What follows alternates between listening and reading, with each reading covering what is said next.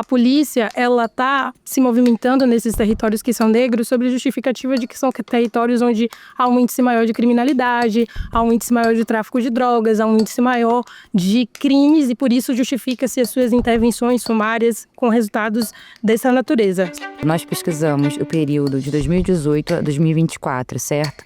Houve um registro de quase 5.000 casos de mortes decorrentes de intervenção policial. 859 são os casos a que nós tivemos acesso. Os dados, eles são um caminho para pensar o desenvolvimento, para pensar a transformação social, mas também existe e são necessários um conjunto de transformações mais robustas, mais amplas, que tem a ver com o funcionamento da polícia, com o funcionamento do sistema de justiça, com a criminalização das pessoas negras, com a violência institucional racializada.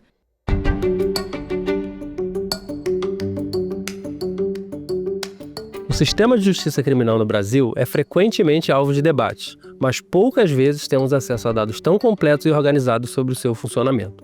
O Mapas da Injustiça, desenvolvido pela Escola de Direito de São Paulo, reúne informações sobre letalidade policial, perfil das vítimas, investigações e processos judiciais, criando uma base sólida para repensar políticas públicas de segurança e justiça. Para entender os resultados e implicações desse projeto, recebemos Júlia Drummond e Natália Santos. Sejam muito bem-vindas ao Impacto Social FGV. Para começar, Júlia, que é exatamente o Mapas da Injustiça? Que projeto é esse? Explica pra gente. Então, o projeto Mapas da Injustiça, ele é uma continuidade de alguns projetos que a gente vem desenvolvendo no FGV Justiça Racial. Então, o FGV Justiça Racial foi criado em 2020 e em 2021 a gente desenvolveu uma pesquisa chamada Segurança da População Negra, em que a gente, em diversas frentes de trabalho, tentou investigar qual era a resposta do sistema de justiça criminal e do sistema de justiça como um todo a demandas relacionadas à população negra no Brasil. E aí, uma das coisas que a gente percebeu foi que a gente passava muito tempo, e não só nós, no FGV Justiça Racial, mas pesquisadores em outros institutos de pesquisa, em outras unidades, enfim, universidades, passavam muito tempo tentando encontrar os dados da segurança pública, dados tanto da polícia, quanto do Ministério Público, quanto do Poder Judiciário. E, a partir disso, a gente entendeu que existia uma demanda por um tipo de produção de dados específica, e a partir daí surgiu o projeto Mapas da Injustiça.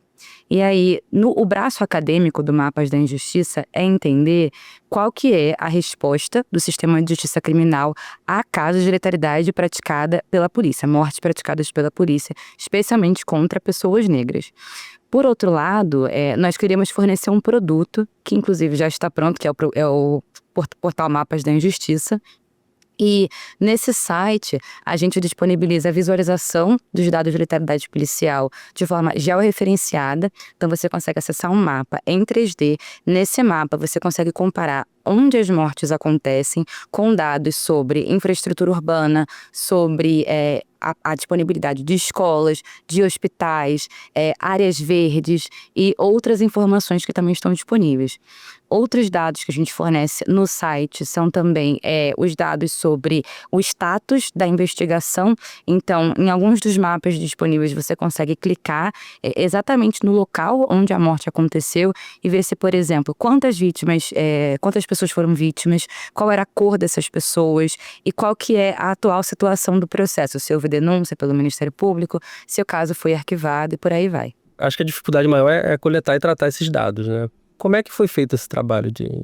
Então, foi um trabalho bastante longo e bastante difícil e nós atuamos em algumas frentes, né, estratégicas para tentar conseguir coletar esses dados. Que uma coisa que não existe ainda oficialmente é um portal em que você consiga entender exatamente o fluxo do sistema de justiça criminal. Isso é um trabalho que os pesquisadores fazem. Quando a gente fala fluxo, a gente quer dizer que a gente quer entender desde o começo do registro da ocorrência culminando na sua decisão pelo Poder Judiciário, certo? Para isso, a gente precisaria de informações da polícia, do Ministério Público e do Poder Judiciário. Essas informações estão esparsas, né? Então, as primeiras tentativas foram via transparência ativa, ou seja, as informações que já estão disponíveis na internet, seja no site da Secretaria de Segurança Pública, seja no site do Ministério Público, seja no site do Tribunal de Justiça do Estado de São Paulo. Com algumas dessas informações, a gente começou esse trabalho, mas a gente precisava de mais informações. A gente precisava principalmente do número do processo, que também é o mesmo número do inquérito. Com isso, a gente conseguiria acessar os autos e aí avaliar, por exemplo, o que foi registrado no boletim de ocorrência, quais foram os laudos periciais, qual foi o relatório do delegado, quais foram os pareceres do Ministério Público e, por fim, se houve sentença, decisão judicial e por aí vai. Então, para isso, nós também fizemos pedidos de informação regulamentados pela Lei de Acesso à Informação. Também tentamos parcerias institucionais, tentamos parceria com a polícia, com o Poder Judiciário principalmente. E também tentamos contato com outros pesquisadores que estavam desenvolvendo investigações parecidas. E a partir disso, nós conseguimos acessar um determinado número de casos a partir principalmente das informações fornecidas pelo Ministério Público. Com isso, nós tivemos acesso a 859 procedimentos criminais que nós conseguimos acessar via Tribunal de Justiça do Estado de São Paulo. E a partir disso, nós conseguimos realizar as análises para a nossa pesquisa. Natália, e aí eu queria te trazer para a conversa, né, para perguntar para vocês, assim, quando vocês começam a analisar essas documentações, esses processos, quais os padrões que chamam a atenção?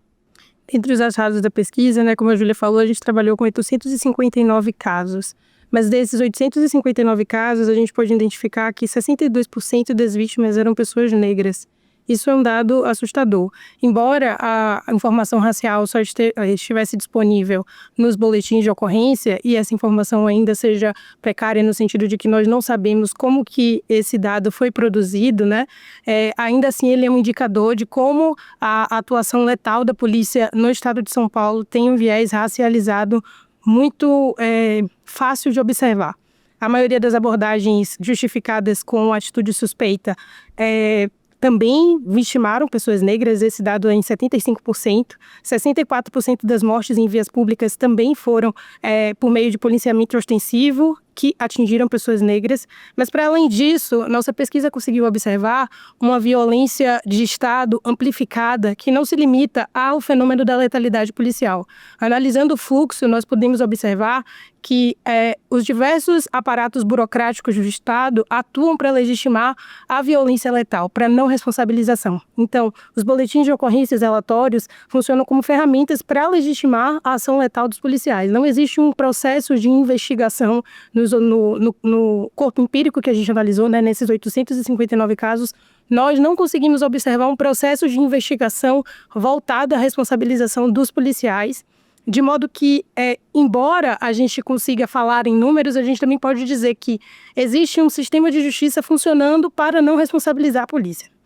Outros elementos que comprovam, né, que ajudam a gente a dar suporte a essa afirmação é o fato dos próprios procedimentos investigativos serem super precários. Os laudos periciais, por exemplo, são escassos nesses casos. Apenas em 8,9% dos casos houve laudos no local do crime. É dizer, há uma ocorrência, há um disparo, uma abordagem com resultado morte e não existe nenhum procedimento para que sejam coletadas informações para compreender as circunstâncias daquele caso, predominando assim a palavra do policial.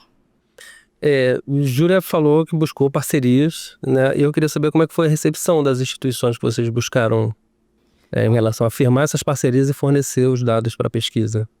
Na prática, a gente não conseguiu consolidar nenhuma parceria institucional com os órgãos de segurança pública, nem com o Tribunal de Justiça. Nós tentamos, mas, por exemplo, um dos problemas que a gente identificou e que nós colocamos no Policy Paper como uma recomendação de melhoria foram as constantes alterações da regulamentação de fornecimento de dados pelo Tribunal de Justiça. Então, ao longo dos 2 anos da pesquisa, o Tribunal editou portarias regulamentando o fornecimento de dados 4 vezes.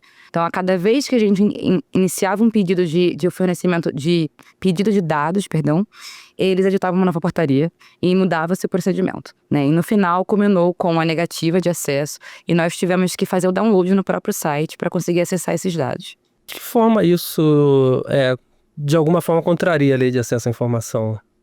Então, um dos principais pontos é que esses dados são públicos e uma das justificativas que vem sendo adotada é a da proteção de dados. Só que nós temos respaldo pela lei de acesso à informação, mas principalmente pela LGPD, porque nós utilizamos os dados para fins acadêmicos. Nós tínhamos autorização do Comitê de Ética da própria FGV e nós temos plenas condições, inclusive tecnológicas, de garantir o sigilo dos dados. E ainda assim nos foi negado, né? Então isso é contrário à ideia de transparência e de controle externo dessa atividade policial. E ainda assim, acho que vocês tiveram achados aí interessantíssimos, né, na pesquisa.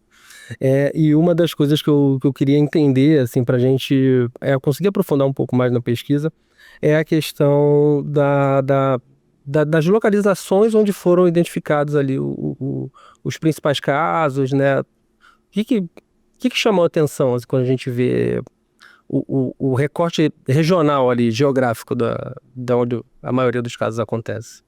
Então, a gente observa que o número maior de casos de letalidade de abordagem são em zonas periféricas, em zonas que são ocupadas por pessoas negras.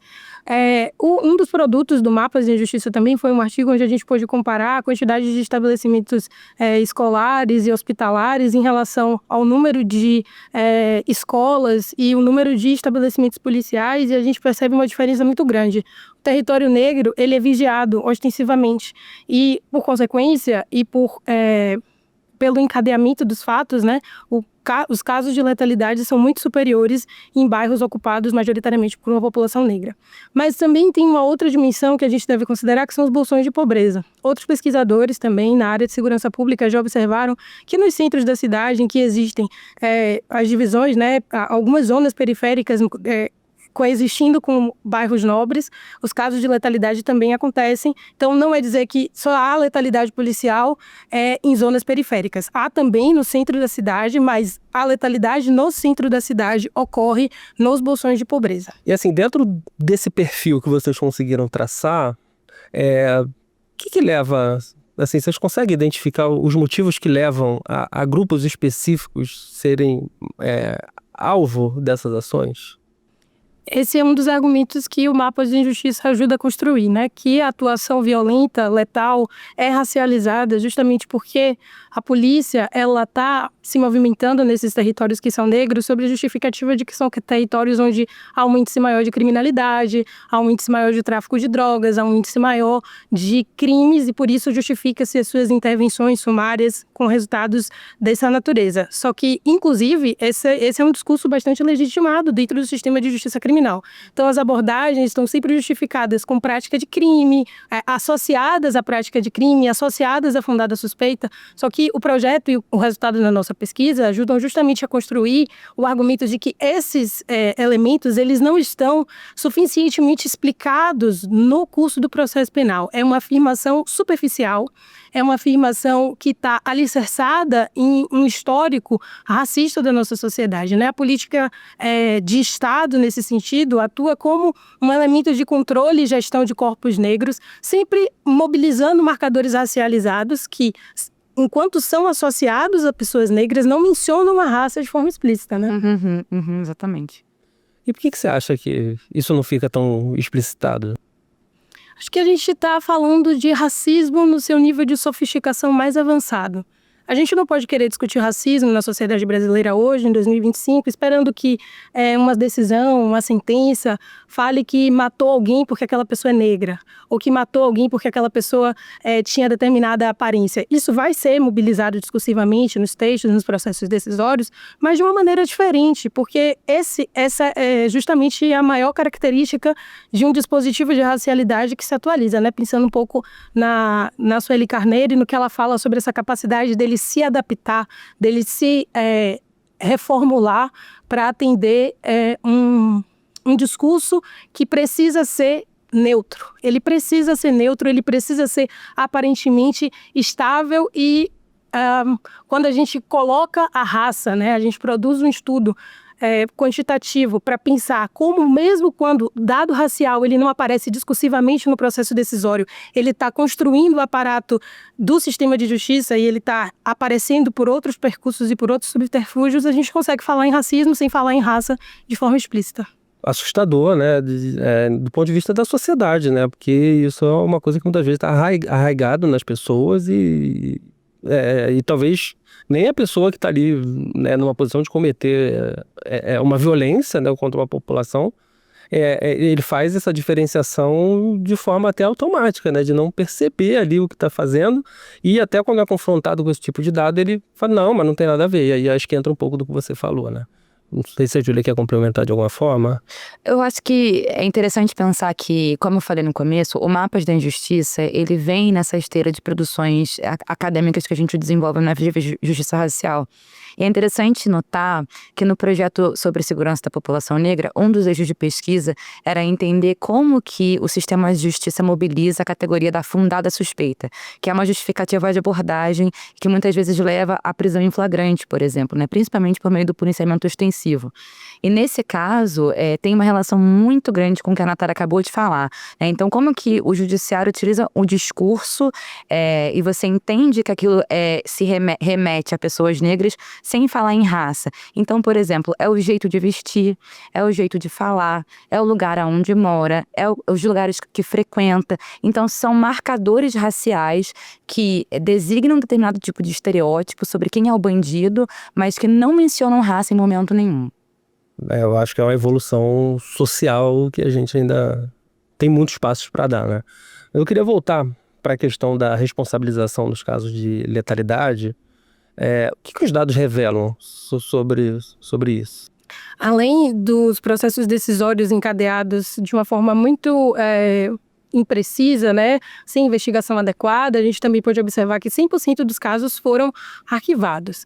Pensar que 100% dos casos, de 859 casos de letalidade policial foram arquivados, é dizer que o Ministério Público, de alguma maneira, que é o responsável por fazer o pedido de arquivamento, e o Poder Judiciário, que é responsável por conceder o arquivamento, endossam uma prática policial que fomenta a letalidade. É não responsabilizar, é não investigar, é não se comprometer com as consequências que a morte das pessoas negras produz no mundo, né? Inclusive, um dos dados super interessantes é que o perfil das vítimas é sempre um homem negro, jovem, entre 18 e 24 anos. Então, assim, o que acontece com essas famílias que perdem os seus filhos numa idade de trabalho, numa idade de estudo? O que acontece na vida dessas pessoas e como que o Estado se implica nesses processos? Um arquivamento de 100% é o Estado se desresponsabilizando, é afastando a possibilidade de transformação social em grande medida. Tem um lado importante também nesse dado, que é, ao longo do período pesquisado, então nós pesquisamos o período de 2018 a 2024, certo? Houve um registro de quase 5.000 casos de mortes decorrentes de intervenção policial. 859 são os casos a que nós tivemos acesso, certo? Existe um universo que nós não acessamos e nesse número estão incluídos os casos que foram denunciados. E a gente sabe que homicídio no Brasil, nesse caso, vai a júri popular, né? Existem pesquisas que olham especificamente para os policiais que vão a júri popular, que fazem esse tipo de análise, mas o meu ponto é que a cifra de casos que avançam, que não param no arquivamento, não nos são acessíveis, né? Então nós não conseguimos fazer esse controle, nós não conseguimos entender o que acontece para que um policial de fato sente no banco dos réus. Não, e tem uma questão que eu acho que é muito interessante, é que são pessoas que perderam a vida e que são invisibilizadas, né? Uma vez que a investigação ela não avança, né? A investigação ela se encerra e você justifica ali que uma pessoa perca a vida, né? E aí, assim, já trazendo um pouco da questão do mapa, né? Como um instrumento ali que pode, de alguma forma, fomentar políticas públicas, pode, de alguma forma, fazer com que as instituições revejam processos, procedimentos, a questão de como a sociedade civil lida com esses casos, assim. Vocês, a partir do momento da publicação da pesquisa, vocês sentem alguma mudança a partir do trabalho que vocês desenvolveram? Olha, nós temos conversado com outros pesquisadores, pessoas que fazem advocacy, pessoas que atuam nesse campo, e existem tentativas de acessar os dados e tentar, de fato, trazer recomendações para que as políticas públicas sejam melhoradas. Uma das coisas que a gente identificou e que a gente recomendou, inclusive, para o Ministério Público, foi uma mudança na forma de abordar os pedidos de informação, porque o Ministério Público, por vezes, desrespeita os pedidos de acesso à informação, mas não só isso. Uma falha grave é a forma que eles fazem internamente de controle dos casos de letalidade policial. Porque nós pedimos a planilha que eles têm para fazer o controle. O GAESP, né, o Grupo de Atuação Especial de Controle Externo da Atividade Policial do Ministério Público, é responsável por fazer esse controle, e eles não, em tese, não tinham uma planilha com a numeração dos processos para nos fornecer, e a planilha que eles nos concederam continha diversos erros. E isso foi muito preocupante, porque é um órgão bastante importante na realização desse controle da atividade externa, controle externo da atividade policial, né? E que acaba que me parece que não tem uma tecnologia adequada para fazer o acompanhamento desses casos, né? Então, essa foi uma das recomendações. Acho que pode ser uma questão de tecnologia, mas também de instrumentalização da opacidade. A não disponibilização de dados também é uma forma de impedir que a sociedade civil rastreie, acompanhe, compreenda em sua integralidade a atuação das instituições que compõem o sistema de justiça, né? A prova de que a gente tentou um diálogo com a Secretaria de Segurança Pública, com o Ministério Público e com o Tribunal, e as três instituições com as quais nós tentamos entradas se fecharam para a disponibilização dos dados, é indício de que tem algo que não está funcionando bem. O argumento de que a lei de proteção de dados é importante, que a gente estaria trabalhando com dados sensíveis, ele não é trivial. A gente não trata as informações sensíveis com as quais a gente teria que trabalhar como algo que não é importante. Ao contrário, como a Júlia disse, a gente tem todo o aparato, toda a tecnologia para trabalhar com esse conjunto de informações e ainda assim o acesso é negado. Então, eu acho que a opacidade em uma dimensão instrumental é algo que a gente também pode depreender, né? Mas também não é algo novo que a nossa pesquisa traz, porque é um dado que está interagindo com outras organizações da sociedade civil que estão pensando as entradas e o diálogo com o sistema de justiça criminal como um todo. Em cima, assim, de um trabalho tão extenso, tão complexo, assim, quais as reflexões que vocês acham que fica para a sociedade, assim? O que a sociedade para além dessas melhorias institucionais, assim, como que a sociedade pode olhar para um trabalho desse e fazer uma reflexão do momento que a gente vive e de como que essas populações elas acabam ficando, de fato, marginalizadas, né, de alguma forma? Para mim, o Mapas da Injustiça é um tijolo numa grande construção para a gente pensar a transformação da sociedade. Os dados, eles são um caminho para pensar o desenvolvimento, para pensar a transformação social, mas também existe e são necessários um conjunto de transformações mais robustas, mais amplas, que tem a ver com o funcionamento da polícia, com o funcionamento do sistema de justiça, com a criminalização das pessoas negras, com a violência institucional racializada. Me parece que quando a gente coloca um tijolo nessa grande construção, a gente se soma ao esforço que é muito maior das outras organizações, das mães, dos familiares de pessoas que tiveram seus filhos mortos, né? Das associações das pessoas presas, de todo mundo que está interagindo com o sistema de justiça criminal, para que ele seja mais transparente, para que a gente possa discutir sendo tratado, inclusive, com dignidade, né? Pela qualidade, a qualidade das informações e reivindicar a dignidade para as pessoas que estão interagindo com o sistema de justiça criminal.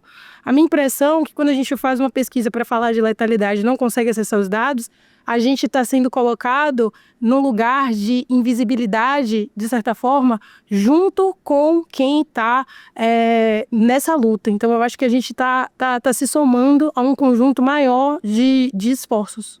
Sim. Que, em último caso, a gente está pensando em democracia, né? Então, não só em transparência, né, de acesso a esses dados, mas também na forma como a gente humaniza ou desumaniza quem é considerado cidadão brasileiro, né? Então, é um processo que já é identificado há muito tempo de constante desumanização, mas que não vem sem resistência. Eu acho que esse é um ponto importante também, né? Então, as resistências dos movimentos sociais, dos ativistas, das pessoas que trabalham, que atuam nesse meio há muito tempo. Então, existe um tensionamento. A nossa pesquisa contribui, né, traz para a linguagem do direito esses mecanismos de atuação estatal em prol da preservação e da falta de responsabilização dos policiais, mas isso não vem sem um tensionamento, né? Então, no final das contas, o que a gente está discutindo é o modelo democrático em que a gente vive, né? Então, fala-se, é muito importante a gente questionar, obviamente, as mazelas da ditadura, mas entender que ainda hoje, na democracia, a democracia ela não está pacificada, ela está em disputa. E a naturalização da desumanização das pessoas por elas serem negras é absolutamente incompatível com o modelo democrático que a gente pensou em 88. E isso também está sendo tensionado e disputado nesse momento. E assim, eu acho que uma coisa importante aqui para a gente falar, né, é que a pesquisa, ela lançou um olhar sobre o estado de São Paulo, mas que é muito provável que isso seja a realidade do Brasil inteiro. Por que é tão difícil fazer pesquisas em segurança pública no Brasil? Não existe um sistema único, ou não existia um sistema único que unifique, né, que junte todos os processos num lugar só. Isso está mudando agora, né? Então, o Conselho Nacional de Justiça está implementando o EPROC, esse sistema que promete unificar todos os processos em um sistema único. Então, agora você consegue acessar, né? Então, o que a gente tem hoje são tribunais estaduais com sistemas próprios de gestão dos processos e que não necessariamente conversam com as outras instituições do sistema de justiça.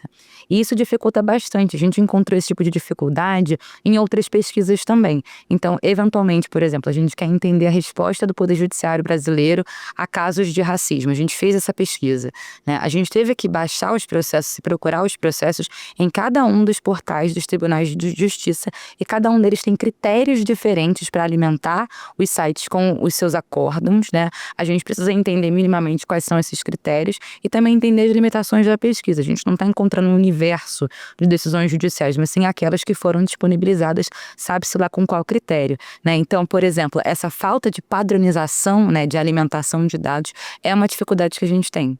Eu acho que, além da falta de padronização, a gente também tem outros elementos, como, por exemplo, os arquivos que estão disponibilizados muitas vezes têm lacunas, estão preenchidos de forma equivocada, tem informações errôneas, arquivos no formato fechado. Então, a gente trabalhou com muitos PDFs que não poderiam ser lidos por OCR, que precisaram ser lidos por OCR, então eles não eram copiáveis. A gente precisou utilizar uma outra ferramenta para poder conseguir extrair as informações disponíveis dos PDFs para então fazer o tratamento e a sistematização dos dados. Então, assim, os empecilhos e os níveis de opacidade, a gente pode falar quase que em camadas de opacidade, eles são múltiplos. Primeiro, no acesso aos dados, quando a gente acessa os dados, as dificuldades no sistema de compreender os sistemas de classificação e os critérios que estão sendo mobilizados para produzir certas informações, documentos em formato fechado. Então, assim, são muitas camadas de opacidade para a gente conseguir produzir esse dado e conseguir produzir uma informação qualificada que fique disponível para a sociedade. Não, desafio tanto, né? E eu queria saber, assim, para onde que o FGV Justiça Racial está olhando agora? Então, a gente está buscando mais financiamento para dar continuidade à pesquisa. Então, um dos nossos objetivos é manter o site Mapas da Injustiça no ar, né? E renovar os dados, então incluir dados mais recentes, lembrando que a nossa pesquisa se refere ao período de 2018 a 2024, então idealmente a gente quer daqui a alguns meses atualizar e trazer dados de 2025, por exemplo, e a gente também está olhando para outros braços, né? Então, olhando, por exemplo, para a resposta do sistema de justiça a casos de pancadão, né, por exemplo. Então, essa perseguição a bailes funk e a cultura negra de forma geral. Também a gente está pensando na resposta do sistema de justiça à LGBTfobia como crime de racismo, né? Então, são alguns dos caminhos que a FGV Justiça Racial está tomando para que a gente consiga continuar produzindo pesquisas relevantes dentro desse tema do direito e da justiça racial. A gente está chegando já no final do programa. E, assim, primeiro eu queria parabenizar vocês pelo trabalho. Imagino, né, que seja uma equipe, né, bastante grande lá que faz esse trabalho, né? E vocês hoje dão voz ao trabalho de todo o centro, né? Então, queria agradecer muito, Natália, Júlia, pela participação aqui no podcast Impacto Social. Espero que a gente possa conversar mais para frente sobre outros projetos, sobre outras pesquisas tão relevantes quanto essa. E você que está nos assistindo em casa, espero que você tenha gostado, que você tenha aprendido um pouco. E o programa Impacto Social, ele volta em breve com mais convidados tratando de outros temas. Então, não esqueça de nos seguir, né, nas redes sociais, no YouTube, nas plataformas de áudio. Tchau, tchau, até a próxima.